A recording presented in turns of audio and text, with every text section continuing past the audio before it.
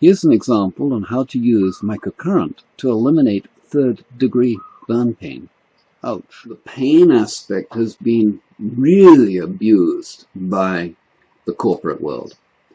When you have simple pain-reducing substances and simple pain-reducing energies, as with microcurrent.